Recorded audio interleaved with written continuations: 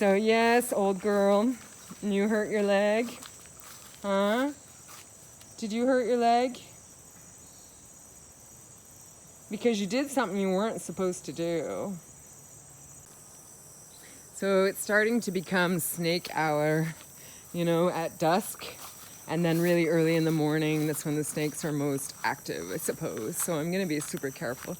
But I wanted to talk about, if you're going to buy a big piece of land, what they always say is just don't do anything for a year until you have time to see how everything works and get to know the plants, like I was saying, and the land and the climate and the topography, all that stuff. So in rainy season, this is my second rainy season here because we moved in May. It is now mid-June.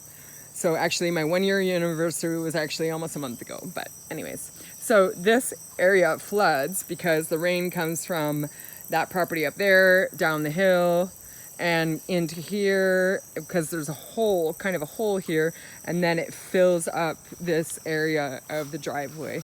So, but this spot here of mud on my driveway, I have basically spent a year thinking, okay, this is what it's like in rainy season, so I got to do something about it. At first, I wanted to make a pond here.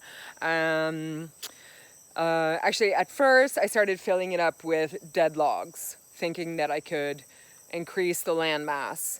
And then when the construction guys were here working on the carport, they moved all the dead logs out of the way so they could park their truck here.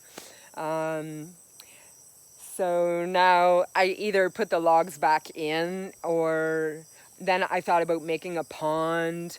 I'm still not sure, but I know that I need to control the water from flooding my driveway because the dogs run through it and they run straight in the house because doors are always open because it's always hot here. So that's a thing I learned, and yeah, I can totally see how the importance of, after visiting friends' properties and listening to people saying that they looked at like 2 or 3 properties and they knew, then they bought that one, or they knew that was the one right away. We looked, like I said, in my last property hunting video, we looked at like 34 or 35 different properties, and we learned how to zone in on exactly what we want, and I still feel that this is exactly what I want. So as per reflections on moving to a different country, there has been so much learning. There'll probably be learning for 10, 20 years. Learned a lot about relationships with Costa Ricans. They call themselves Ticos, so when somebody says a Tico, it's not being derogative really, that's how they identify. They call themselves Tico everything. So learning to live with Ticos and deal with Ticos has been quite an experience. There are a lot of occasions where a local person doesn't like gringos, white people. They don't want to do business with us sometimes for one reason or another. And if they don't want to, like, they can just like stop talking to you or just stop, working for you, whether it be an accountant or the computer service guy or an architect. If they don't want to service you, if they don't want your patronage, they'll just ignore you. And that has been really kind of something special. Learning how to not offend the people. The cultures are so different. That has been quite a learning curve. But thank gosh, I've got other gringos and expats to share those experiences with and teach me. I have been learning a lot about the trees. Another thing about plants and this property itself is that, well, I'm starting to see a lot of payback from the fruits. We got this papaya plant that has just like volunteered itself, came from nowhere. Somebody dropped a seed. There was actually 3 of them growing there. Yeah, the fruit has been paying off. I've actually got to the point where I have a guy that comes every other Monday and buys bananas, so I'm able to sell bananas. I have sold limes, I've sold plantains. I need to find a better supplier for plantains, but in a year from me being here, I've made some really good relationships with the people around me. I'm not sure if I guess they accept me. I'm sure they accept me. I guess they kind of maybe respect me to a certain point. And the general rule, yes, I've made friends with the neighbors that live around me and in the area, and I've worked hard at that. I've been very conscious about coming in with a good attitude. And I think part of it maybe is I don't have a lot of money. They don't see me as just some white girl that came in and started building this huge house. I still live in that. It's probably like a $15,000 house. 15 grand. You can live comfortably in a hot tropical country with a loud roof and no hot water, but you're comfortable. And the only time I feel bad and frustrated about living in a house like this is when I compare myself to others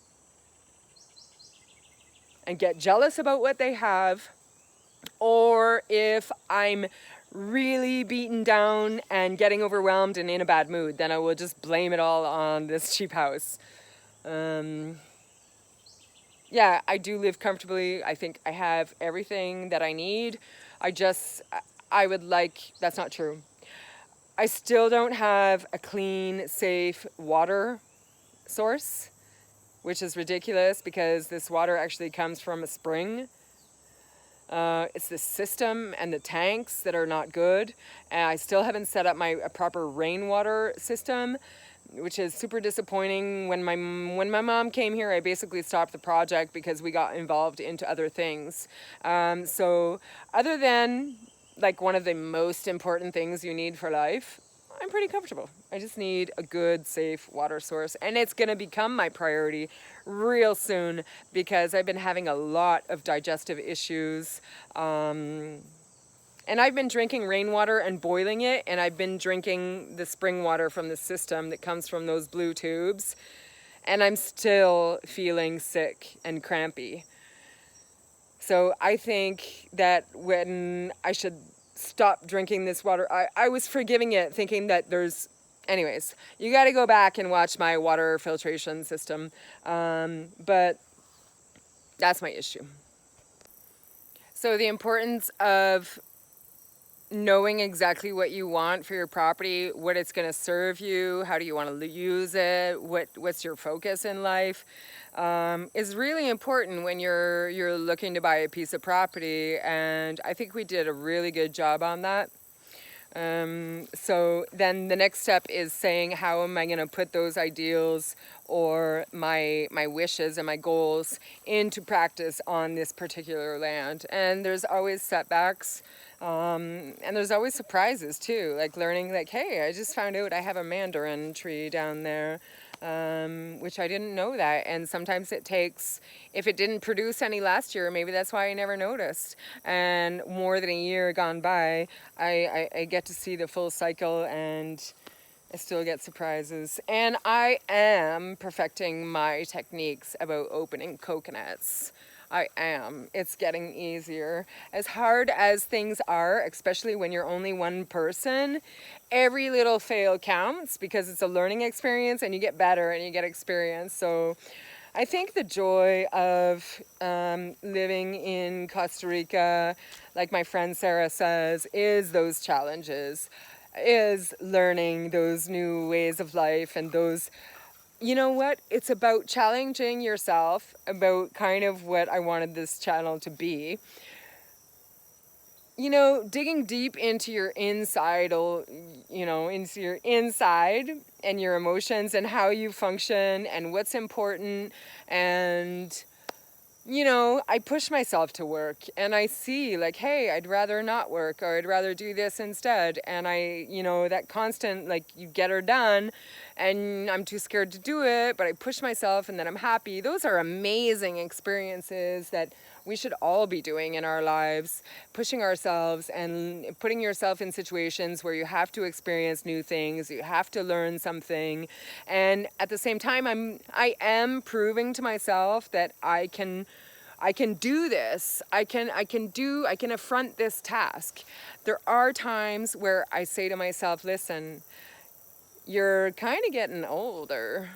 How long are you going to be able to do this by yourself? Which I should not be.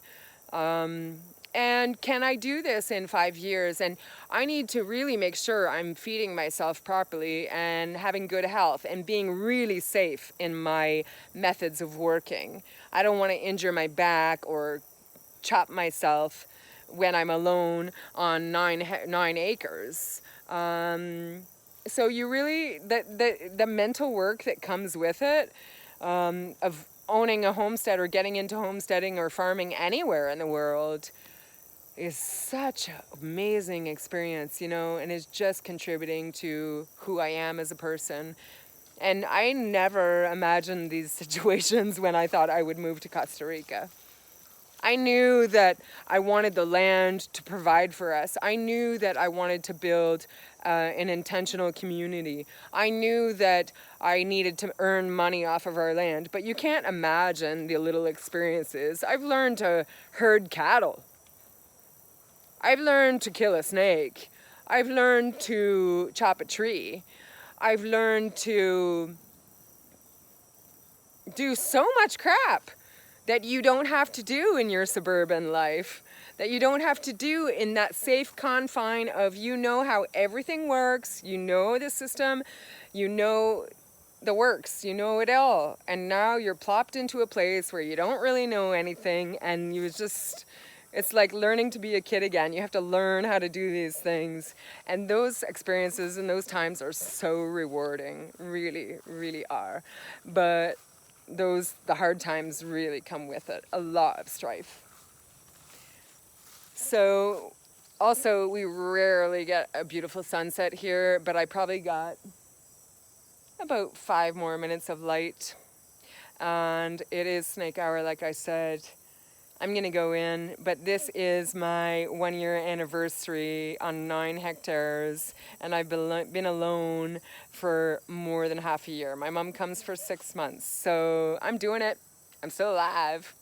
And people ask me, are you alone there? And the Ticos even, they tell me I'm courageous. Yeah, I mean, I think they... I'm not sure even there's too many Costa Rican women that would live out here alone. Like, I'm 15 minutes from the nearest store. I think in that way, maybe my neighbors do respect me. Maybe they think I'm a badass. I feel like a badass sometimes. When you learn to chop things and learn how to use a machete and a spear. Not to spear anybody, spear banana plants. I feel like a badass. So yeah, if I can do it, anybody can do it, that's for certain. But you know what? I think I do have a quality of being really a courageous person. I think people have told me that all my life, that I'm courageous and strong. My qualities are not being the nicest person, or the politest person, or the smartest person, but I am a damn strong woman, and I'm pretty proud of myself. And this is my 2-year anniversary, 1-year anniversary on this farm, and I ain't done yet. So I'll see you next time. Thanks for watching. Ciao.